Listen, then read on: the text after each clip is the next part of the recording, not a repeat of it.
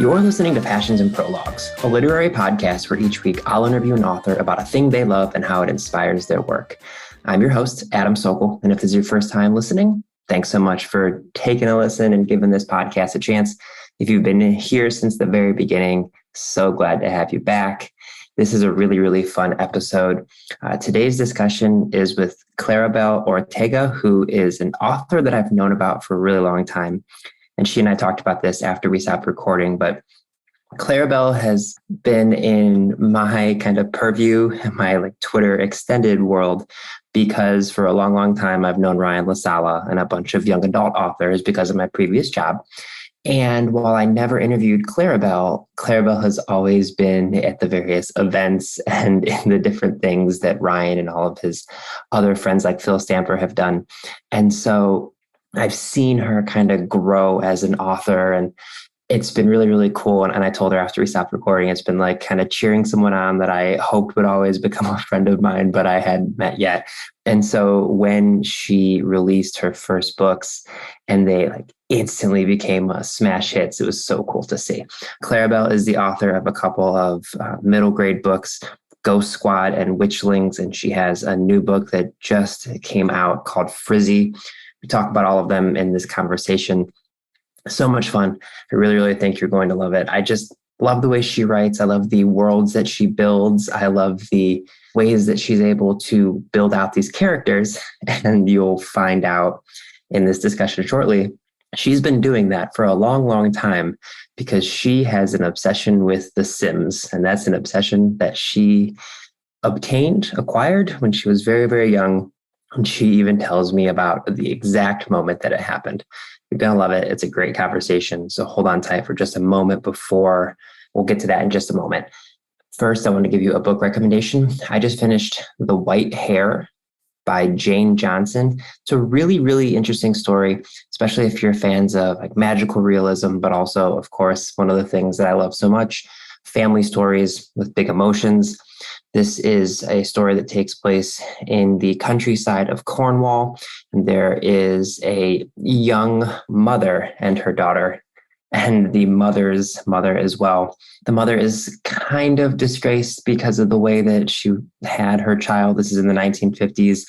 And they try to start a new life for themselves in the countryside. They purchase this kind of manor that they want to turn into a guest house. And so the whole story really is about the ways that they all come together and how they try to build this house up, and her kind of overbearing grandmother, and the young daughter is extremely precocious, but also has this pet doll rabbit that seems to have some magic in it, and you're not really sure what's going on.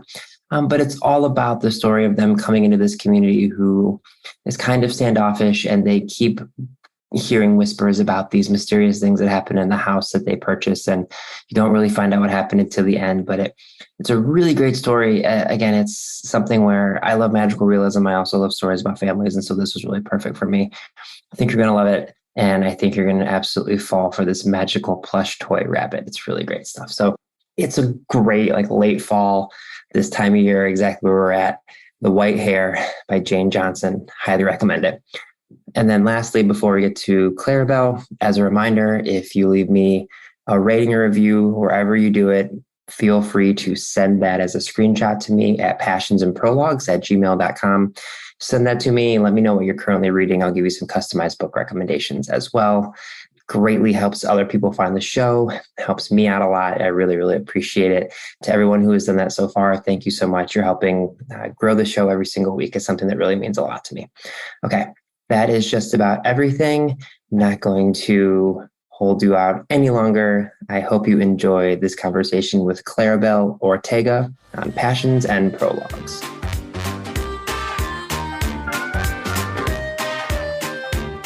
Conversation about The Sims.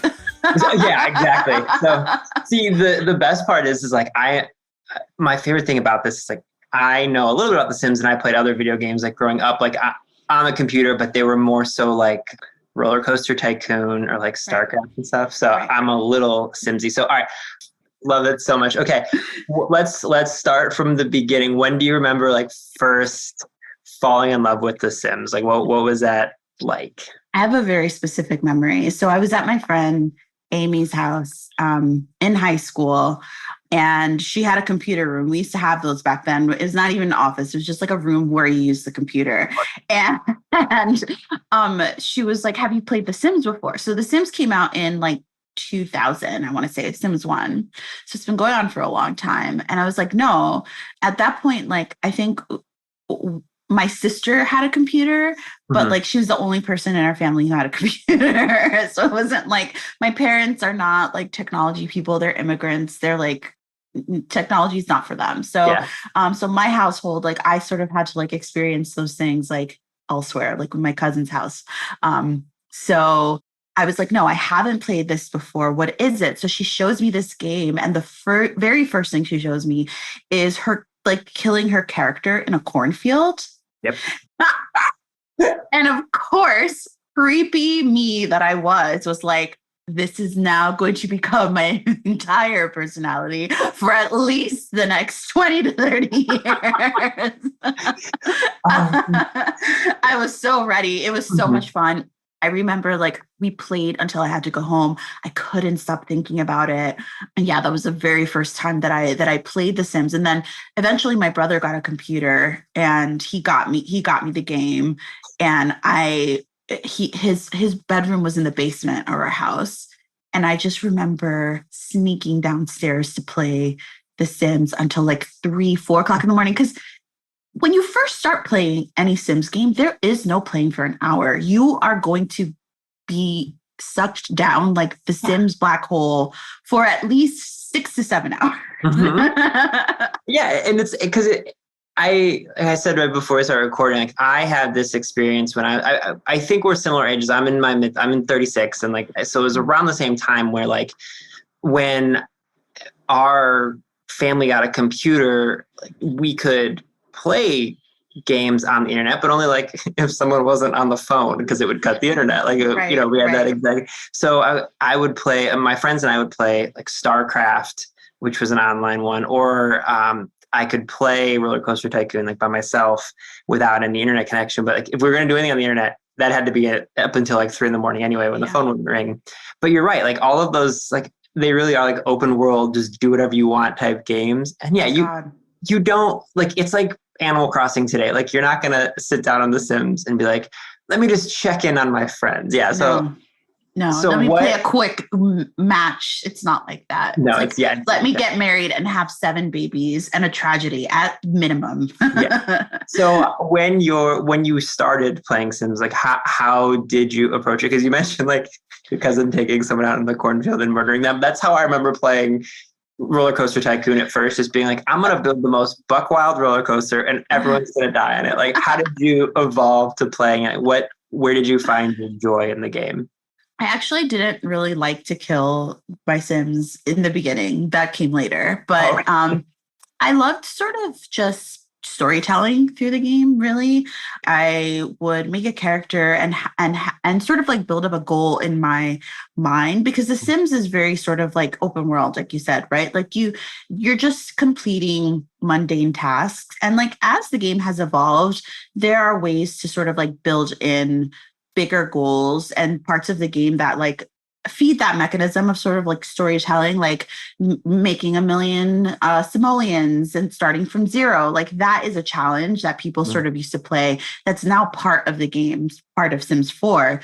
But for me, it was very simple. Sims 1 was very simple. It was very hard. If you try to play it now, it's like, oh my God, all I do is take care of this thing. I have no time for a social life. But I would just try to like tell stories, make goals for my Sim. Oh, this Sim wants to become a famous movie star. How can I make that happen? They want to get married. Whatever sort of the idea that I came up with in my mind, I would start with a character and then I would go from there. It was one of the very first sort of like ways that I learned how to tell stories was through The Sims. And did you find yourself, because again, there's like all these different games that are like city planning type games, like where, like you said, like you can expand. Did you find yourself doing that or focusing on like a smaller, like a family within the larger ecosystem? I would do both. Like I would definitely have sort of like a main family that I played with, but then I would sometimes build out like a few different families and try to make a whole storyline. That came with the later iterations of Sims, but I'm not much of a builder. I'm very bad at making houses. Like I've gotten better, but at first I was like, sometimes I'll see a house that's like badly made in real life. And I'm like, wow, that looks like I made it in The Sims. It has too many windows. They're in the wrong place. The roof looks off, like it's about to collapse. um, but yeah, it just really depended like what kind of mood on it I was in and how much time I had to play also. Um, but I did a little bit of both. I also played SimCity later on after The Sims. I found it randomly one Christmas and went down that rabbit hole, and that was really super fun. But yeah. Do you find that it is more of like a stress relief or an outlet or like a creative tool in your life? Because obviously, like you said, storytelling, like that is something you are, world building is something you clearly thrive at now as a New York Times bestseller. Applause. But like, do you find it as something that you use as escapism or something that you realize kind of like gets your brain going? I think it is escapism, which is really funny because they're like doing laundry, right? It's like the Sim has his life more together than I do. It's a little bit of escapism. Yeah, you can just get lost in these stories, and they become important to you. Like there's been moments where the Sims they die now in the game, and like their family members grieve them. And if you've been playing with a Sim for a really long time, it can be devastating for that to happen. I cheat. I make them drink elixir of life all the time because I don't like them to die, but sometimes there are accidents and it happens. And I also add a lot of like really weird mods to the game. Like there's a serial killer mod that you can add to the game, which is really funny. There's a life tragedy mod that you can add to the game where like a car will just come and randomly run somebody over like while they're outside of the club. It is so funny. It is so funny. And that sounds like really morbid of me to say, but because it's The Sims and you're like adding these like extra garnishes, it's just really fun. I love the community of The Sims, how incredibly talented people are, the things that they can make, just better than like what EA makes sometimes, to be quite honest with you, especially lately. But yeah, it's definitely it's a thing where I lose myself completely. Like I just turned in a book last Friday, and I will just like sit down and just like play Sims all day long and just forget about the outside world and just focus on the world of The Sims. And it's just really fun for me. I find that really, really interesting. And I was having a conversation on an episode that hasn't come out yet with Dawn Kurtagich, who's a YA horror writer. She writes very spooky stories. But we were talking about how part of being a writer is just being aware of like the world around you. Like there are ideas that like, that can be anywhere, especially in like a big city, like where you live, like that you can see a person sitting waiting for the at the subway, and you're like, that is a new secondary character in a new novel. Like you can do that. Absolutely. I imagine is that similar for you for The Sims? Like you could see something and be like, oh, even if it's not like a direct pull, but like an experience or like a thing you see. Yeah, for sure. I think that when I play The Sims, I sort of see what I respond to in terms of storytelling. That's how I sort of, because I'm an author now, like I see everything through the lens of that, like through storytelling and like how I react to it, what works for me, what doesn't work for me. And even if it's subconscious, I will pull from that sometimes. I love a revenge storyline. It is my favorite thing. So I feel like I end up playing a lot of those things in The Sims. And I did that even way back in high school. And so now to know that like I try to seed that into my writing, because it's just something that like sort of like makes me happy. Absolutely. It's an expression of the things I like to see in storytelling. And then I also learn from it. I learn how to sort of like navigate things sometimes. Can you expand for the people who might not be aware, like what a revenge scenario might look like in The Sims? Because it's just a great sentence. Sure. So I love to have like a cheating storyline. So we'll have a couple. One of them can be a serial romantic. So in that game, you can have that trait that the sim just wants to have a lot of different romantic partners, they could like completely cheat on their partner catches them, and then the partner sort of thrives on their own while the cheater is like broke and alone. Revenge. That's amazing. Do you find yourself creating characters in a specific build? Like I remember there was a game when I was younger, and I think they're still making them. It was called Fable, and it was like a very much, you could kind of choose. It was like a fairy tale game. I think it was for Xbox, but basically every choice you made in the game affected whether your character ended up being good or evil, and like the types of powers and skills. And very advanced for back then. Like it was crazy. That sounds really cool. Yeah, like you could get married and like build a house and like have a family and abandon your family, and like that would give you like evil points, or like you could obey the laws or like hit someone in public, and all these different things would affect you. And I always found myself, because and my therapist talks to me about this all the time, like I never want to feel like I'm causing someone else grief or as a kid getting in trouble. So like I was always picking like the most like Prince Valiant ass choices. That's very cute. I guess like when you're building out characters, do you find yourself playing a specific way? Now that I've just told you that I was like a goody two shoes growing up. No, it really does depend on my mood. Sometimes I would like to have like sort of like a character who starts with nothing and sort of like builds themselves up and is like very sweet. But more often than not, I do like my character to have like a little bit of edge to them, or just like weirdness. One of my favorite parts of The Sims is how quirky it is. In The Sims 2, they introduce aspirations. So you could have like a lifetime aspiration. Sometimes it was to be rich. Sometimes it was to have like a large family or successful family. But then there was this one aspiration called Grilled Cheese Sim. And your aspiration was all about making grilled cheese, eating grilled cheese. Your fears were about burning your grilled cheese sandwiches. Your wants had to do with like improving your skills and buying kitchen appliances that would all go to making better grilled cheese. I loved a grilled cheese sim. It was my favorite. It was so funny. I just thought it was so funny. And the thing about The Sims is that no matter what kind of character you make, they end up surprising you. Even if you try to make the meanest character, even if you try to make the nicest character, they will do things that you weren't expecting. And I think that's what makes the game really fun and interesting. So I just sort of like let it flow, and like whatever happens, happens. And sometimes like it's not what I planned for you, but this is going to be your life now, I guess. Listen, I live in Cleveland. I know you live in also cold weather area. This is coming out in the middle of October. This is grilled cheese season, so I'm all for the grilled cheese thing. I love that so much, and I'm curious if that connects at all to how you write your books. Like, do you find yourself planning something out specifically, or letting it be similar to like The Sims, where it's like, I'm going to start writing this and just see where it goes, and kind of surprising yourself? So I used to be what you called a pantser. So I used to sort of just like write whatever. But now, because I'm perpetually on deadline, I sort of don't have time to not plan things out.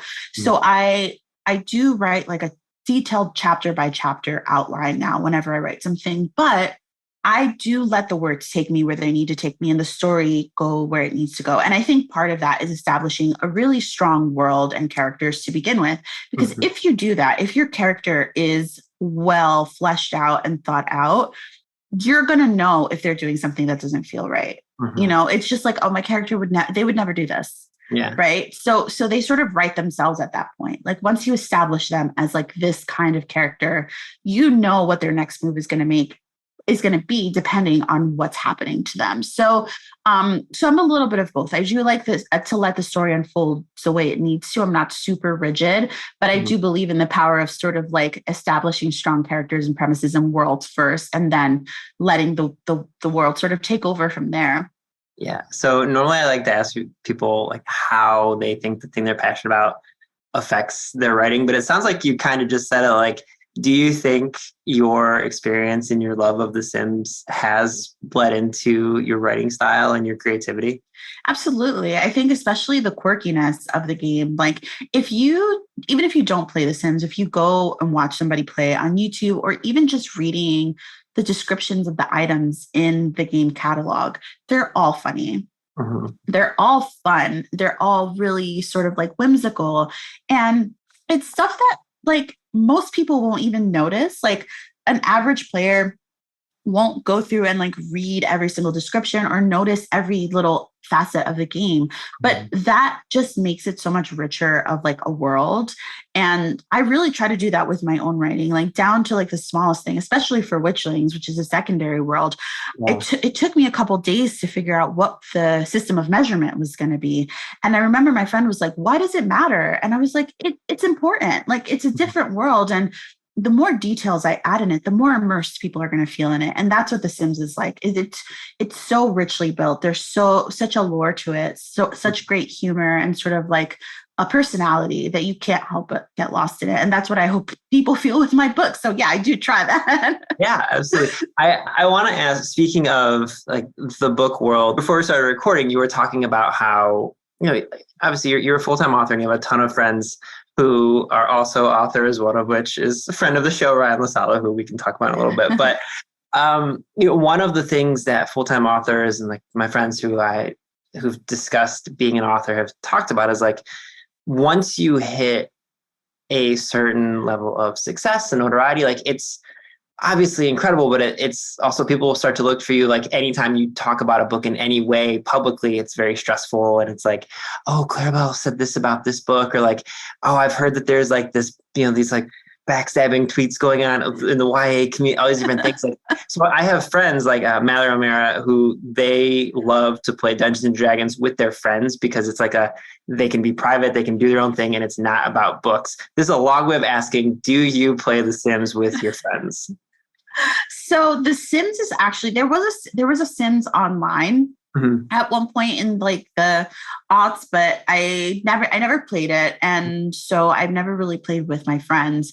There's been moments where like my friends or like my nieces and nephews will sit next to me as I'm playing, and that's sort of like the closest you can get to like playing with somebody else now because there's no online play. I used to stream The Sims during the pandemic.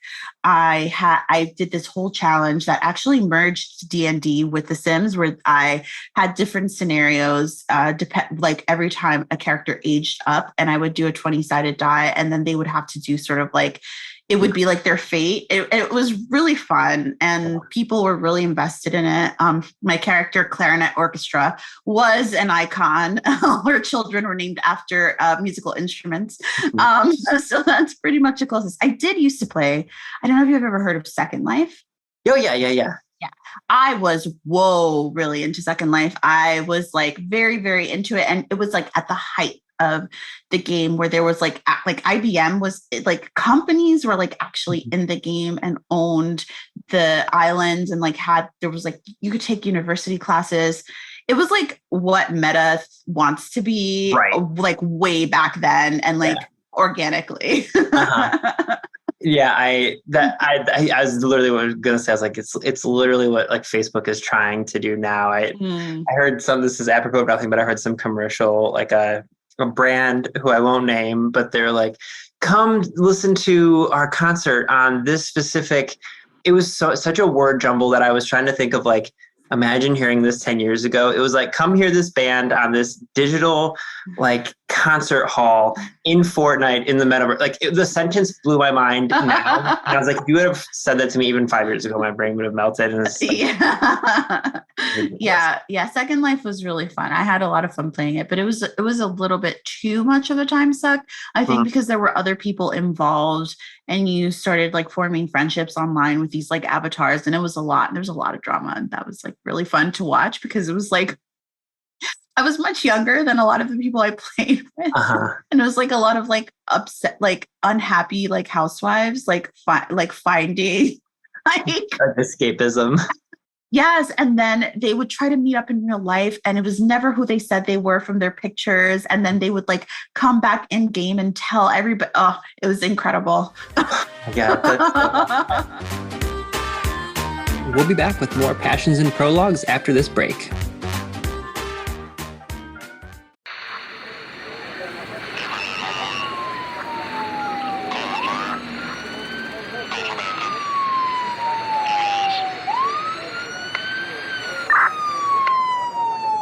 It was one of those days that I could remember it so vividly. It was like something if you heard, like when John F. Kennedy was killed, you knew what you were doing. You knew what the day was like. March 20th, 1984. That was the day I first heard about the bravest woman in the world, Phyllis Cottle, who suffered a crime so brutal it forced a city full of people to ask themselves if they could have survived, or if they would have wanted to. So to take a knife, I mean, it's almost, it's so inhuman. It's beyond anything that anybody can imagine. Stab me in the gut, stab me in the back, cut my carotid, whatever you want to, but don't do that. I'm Carol Costello. I've been an anchor and reporter for a long time. I've covered every kind of vicious crime imaginable. Most stories I was able to leave at work, but not this one. The survivor, Phyllis Cottle, she gets under your skin and became a hero for every woman who yearned to be heard, to be taken seriously, to not only survive, but thrive. Phyllis Cottle was one badass woman, and you should know her name.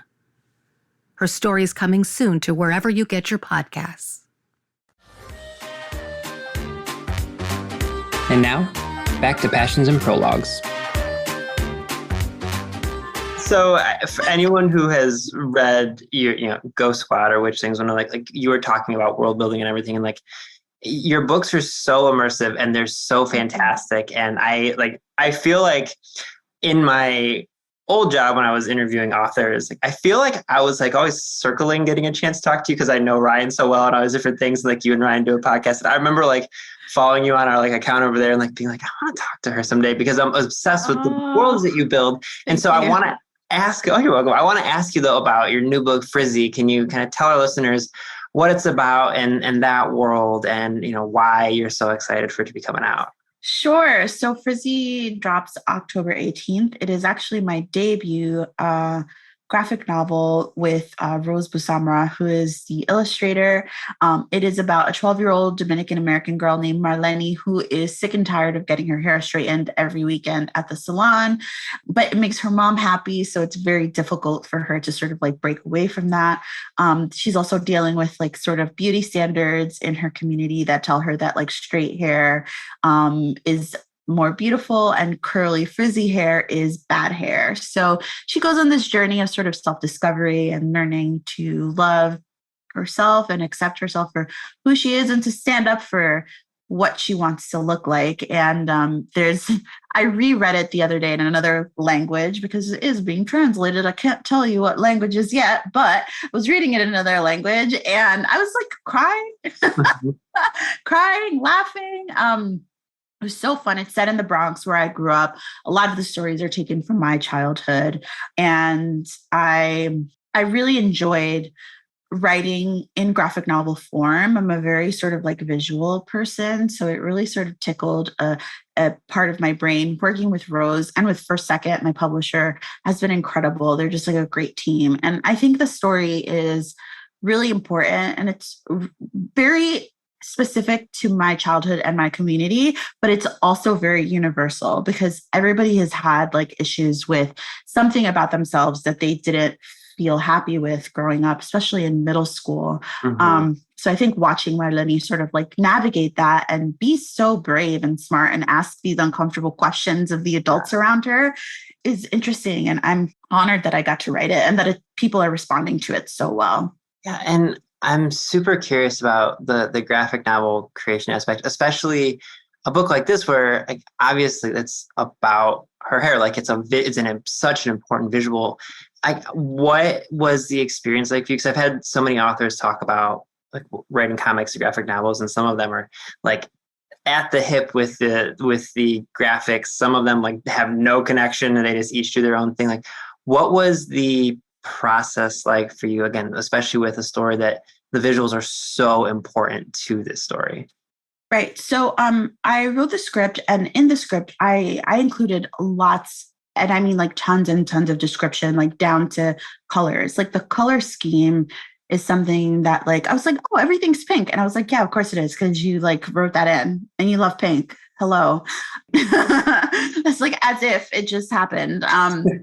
So Rose does also love pastels. It just worked out. But I wrote a very detailed sort of script, and then there was some interaction. I wouldn't say we were attached at the hip or like constantly talking, but it was like Rose would send in a draft to me and Kiara, our editor, and then Kiara would ask for notes.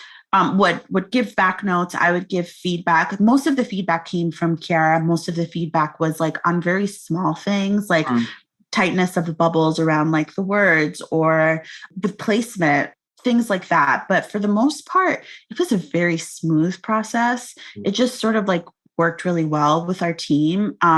So there was some interaction. I would say that now that the book is done, we've interacted more because we have to do events together. We're going on tour together. We text each other all the time now, but that really didn't start happening towards the tail end of the process. That's also because Rose was working their butt off for like 2 years. I finished in a couple months, right? Yeah. But they did the hard part of it. So there was like it took a little bit of time. We also didn't know each other in real life, and this all happened virtually, right?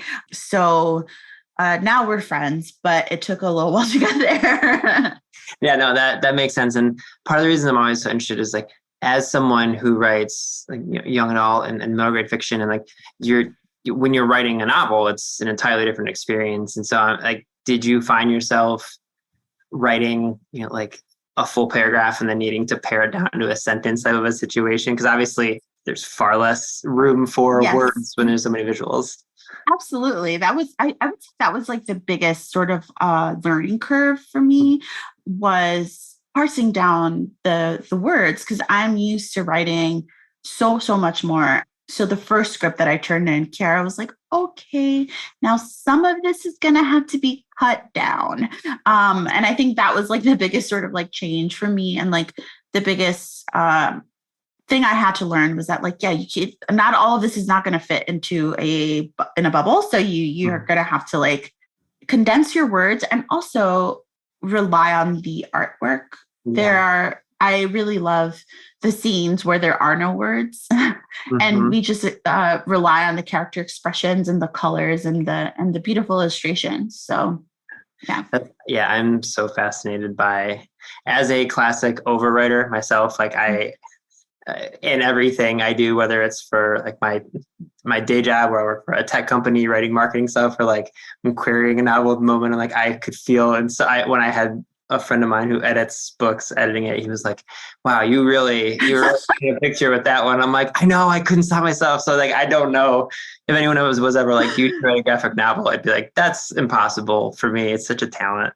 You know what, though? I think it is something that could really hone your skills to learn how to write in less words, right? Like we would make fun of the people who were doing pitching contests on Twitter recently, because I was like, you have 280 characters. Back in our day, we only had 140. Like you had to really get your point across in so many less words, and it's harder. It really is, but I love it. This definitely won't be my last graphic novel. And in fact, the next graphic novel idea that I have and that I'm working on is Sims related. Are you allowed to talk about it? I'm assuming. No, it's not under contract or anything like that. I just don't really give that many details. I will say that it's just a Sims inspired graphic novel. That is awesome. All right. There's something else I need to talk to you about, because that's with it. Please tell my listeners about the podcast that you do with Ryan. It's so incredible. So Ryan and I co-host this podcast called Bad Author Book Club. It was originally Celebrity Book Club, but for some reason, like 20 podcasts began like in the midst of the pandemic with that exact same name. So we changed the name. Basically, I was really bored during the pandemic. I was sad. And I was just like tooling around online. And I came across a video by author Mark Oshiro. And they were talking about the first chapter of this book called Modelland, written by Tyra Banks. And I was like, what is this? First of all, it's such a funny video. Mark is hilarious. And so I was like, I want to read this. And then I started to read the intro of it somewhere. And I was like, oh my God, this is too funny. This is incredible. I want to make a podcast sort of dissecting this book. Who would do this with me? Immediately, Ryan. And so we first set up an entire photo shoot in my apartment. That was the first step to launch the podcast. But we started recording this podcast where we would do a deep dive into every chapter of Modelland, which is probably the worst book that I've ever read, but one of the most fun experiences that I've ever had, the most entertained I've ever been with a book. So it's basically a podcast where two authors read fiction by celebrities, mostly celebrities. We have a couple one-off episodes from the coronavirus books. So it's mostly fiction by celebrities, and we sort of like dissect them and talk about them and screech about how ridiculous they are. And it's really so much fun. And it's also sort of like made me interrogate, like, what does it mean for a book to even be bad, right? Because like Tyra Banks herself said her purpose of writing Modelland was to entertain people. And she did. Yeah. We were entertained, not just us, but all of our listeners. And she did what she meant to do. She did what had to be done. And we had so much fun with it. I'm so excited for the second season. It's going to be really, really great. And it's just two authors. It's like, I would say part like comedy reaction podcast, part writing advice podcast. Because we also talk about like, this is how I would have sort of fixed this. This is what she could have done to like connect these two chapters. So it's like a fun way to learn about the craft of writing and also just like laugh and have a good time about like ridiculous books, because why not? Yeah, I love that. I love it. First of all, I love it so much because I adore both of you. But like, I feel like you said, there's on its surface, it's you two being ridiculous, talking about an absolutely ridiculous set of books. But it's also like, there is something special about hearing authors talk about books like Deadline City that Zoraida does. And it's just like, Zoraida and Danielle Clayton, I should give them both their flowers. Yes. But it's just like, it is at the end of the day, like you guys are two authors talking about books, which is like, that's to me as an aspiring author, like that's like the good stuff where it's like when you guys start getting into like, well, here's how I would do like the craft of it, like in a way that other people just can't understand. I love that so much. Yeah, I think it's really fun. And I think it's like a more fun approach to learning how to fix things in your writing. And also to realize that like, by and large, most of us make the same kinds of mistakes, because all of the things that Tyra did, I've done in my very early drafts, which is why I also, till to this day, I do think that Tyra is a talented writer. I just think that she was too ambitious and too quick. Well, she should have taken a couple more years, like practice, maybe really flesh the plot out, because it was a hot mess. But she has a creativity there, and I could really, really see that. And so it's just fun to see that. It's fun to see that we all sort of like make the same mistakes, are capable of making the same mistakes. And that's cool, because it means that like there are solutions out there for all of us to pull from collectively. I love that. So perfect. So the last question I always ask is if you could offer up a recommendation for anything you want people to either check out or that isn't getting enough love. It could be books. Obviously, a lot of authors who talk about books, but I mean, it can be like the first episode, Mallory recommended a protein powder. Like it could be literally, it could be a recipe. It could be a TV show. It could be to check out Tyra Banks's book, like whatever it is you want to recommend. Well, the first thing I'm going to recommend is grilled cheese.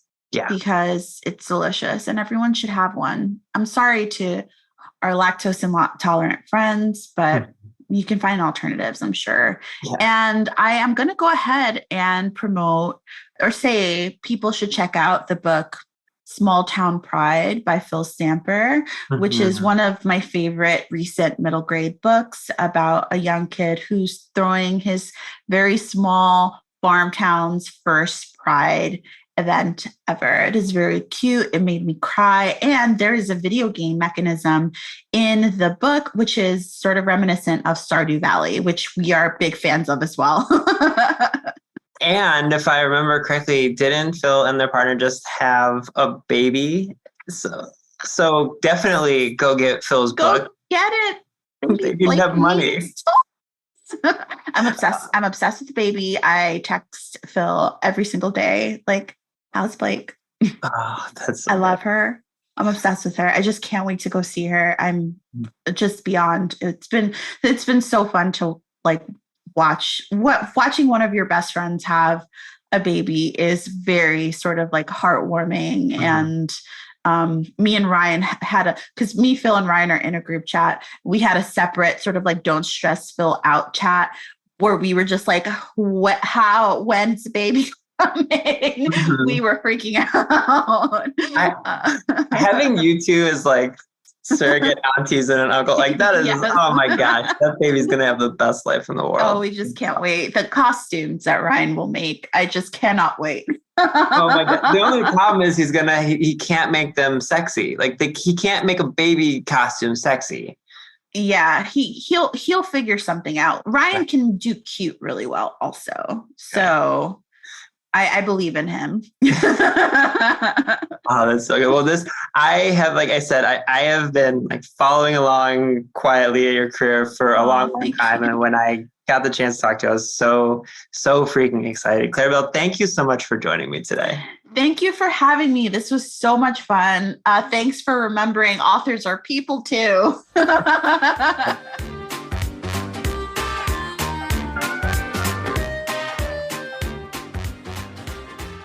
Passions and Prologues is proud to be an evergreen podcast and was created by Adam Sokol. It was produced by Adam Sokol and Sean Rule Hoffman. And if you are interested in this podcast and any other evergreen podcast, you can go to evergreenpodcast.com to discover all the different stories we have to tell.